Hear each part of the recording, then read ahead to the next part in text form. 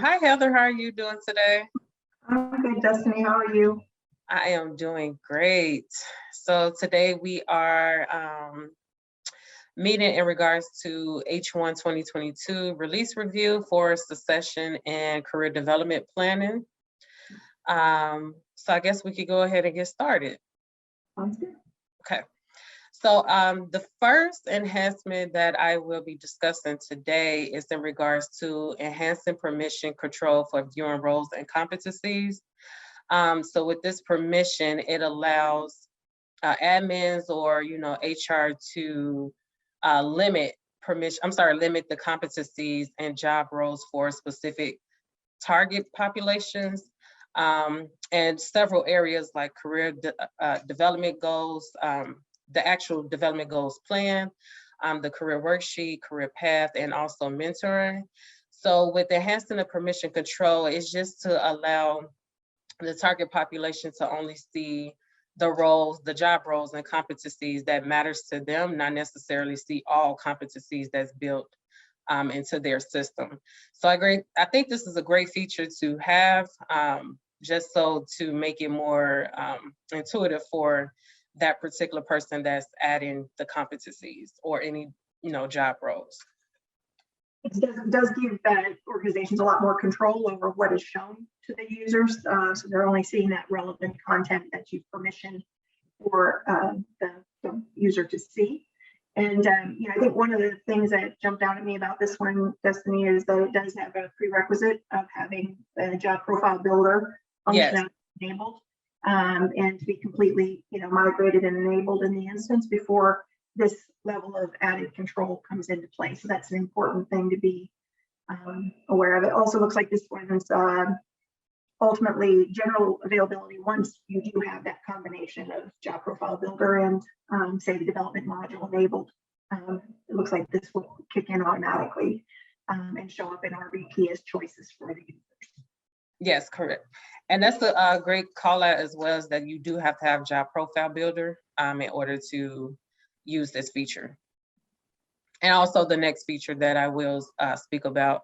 So it's also in regards to enhancing the permission control for searching positions by roles and family. When nominating a successor to a position, instead of viewing all of the job roles that may be built into the system, that particular person will only see the families and roles that is permission to them through RBPs. So this permission control also, the permission control only affects the nominated through like the nomination section and the talent cards, and then also the nomination portlet and people profile. So again, when nominating successors, they will only see those roles and families that they are mapped to in RBP. That's a huge lift, I think, and a great enhancement to the user experience, so that when users are going in and doing that nomination, it's walking them through that on-screen nomination wizard. They're only going to be able to select from the target population that's appropriate in terms of positions and roles and families. So I think it will take a little initial work on the front end to get those combinations of settings correct inside the role-based permissions. But once they're there, I think it'll make for a really nice user experience improvement, the user experience when they're going through the nominations on that. So it would take some commitment on time on the front end to get the RBPs or role-based permissions updated that are specific to Succession. But I'm really pleased to see this one. I think it'll help prevent a lot of questions actually that come up when users are trying to and can't for some reason. Yeah, and me too, because just from a consultant standpoint, when testing nomination portlets or just testing in Succession in general, because there may be some issues with the nominations or nominating or whatever, when actually selecting the person or trying to look for the person by their roles, it can be a bit much, considering you have to go through all of the roles to find the necessary person that you're trying to nominate. So this is a great feature, because it should be very limited based off whoever is selecting that nominee. I think this is a good one. And that one too, I think, is also general availability, correct? That one's a universal Yes. rollout, so they don't have to do anything specific to opt-in. They just have to, the client just has to update their role-based permissions to take advantage of that. Correct. It is universal. Yes. Great. All right. Well, I have a couple that I want to share also. And both of these are really around improvement of usability in the system. So that's kind of the general theme of this release for succession and development is improved usability. The first one is also a push feature, which means you don't have to do anything specific to get this to show up in your instance. It's going to be there for you with this upcoming release. And that is a change to what's referred to as the capability picker. Basically, that ability to select competencies from libraries within SuccessFactors in a number of areas is having an improvement to the user interface of how it looks and how it operates when you go to select competencies. So you may recall there's a handful of places, depending on which modules you're using, that your employees can actually select from lists of competencies. So they could do that, for instance, if you allow them inside a performance form to select and add competencies. They also have the ability to, in some cases, add competencies on their development plan. Maybe they are selecting to do a search within the talent search feature, looking for people who have been rated on certain competencies. There's a competency picker or capability picker there. And then for those clients that have job profile builder, there too is another area where you can select from lists of competencies to add into job profiles or job descriptions. And so they have made an enhancement so that the look and behavior of that selection tool is the same in all of those applications.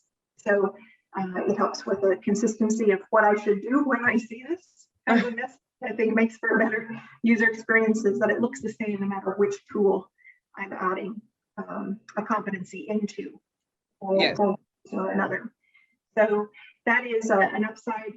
Again, depending on which modules you have and what kinds of setup you have, you may see this in many different places. Again, might be on the development plan, might also be within a performance form if you allow your employees to select and add competencies directly into the form. It might be that it's succession users that are using the talent search tool where they might be able to search on competencies, or for those that have the job profile builder module. It might be visible to those people who build and maintain job profiles or job descriptions. So that's a good one. I think anytime we can get that user experience destiny to look the same, yes. Across these modules, when people are adding to or changing items, I think that's a really helpful one. And then the other one I think is also just a usability enhancement, and that is that they have added, SAP has added some new action choices to the action search menu. And this one's a push feature, so there's nothing special that the clients have to do to take advantage of this one, but it is a nice added behavior in the system. They had added to the available action search choices, choices around looking for actions related to mentoring or actions specific to things you might want to do on a development plan or the career worksheet. So they've got a number of them, I think at least 9 or 10 new statements. Like, so for instance, you could use the action search at the top of your SuccessFactors page to add learning activities to a development goal, and it will provide you a hyperlink on where to do that. Similarly, you might be able to launch a role readiness assessment if you have the career worksheet. The action search has been built to accommodate that. If you want to review and update mentoring activities or sign up for mentoring programs, those two are now new choices inside that action search tool that sits at the top right of your SuccessFactors pages. And so I do encourage people to use that. It definitely helps minimize the number of clicks that you might need to do to navigate those. And I think that's awesome. Anytime we can have fewer clicks, that's what everybody would like, is a more intuitive experience. And so typing in what you're looking for and letting the system guide you with links, I think is a real improvement. Not a overly complicated one, and it should be there for you to take advantage of if you have those modules in place. Okay. That was really the last one that I wanted to share with you. Is there anything else, Destiny, that you wanted to call attention to from this release? No.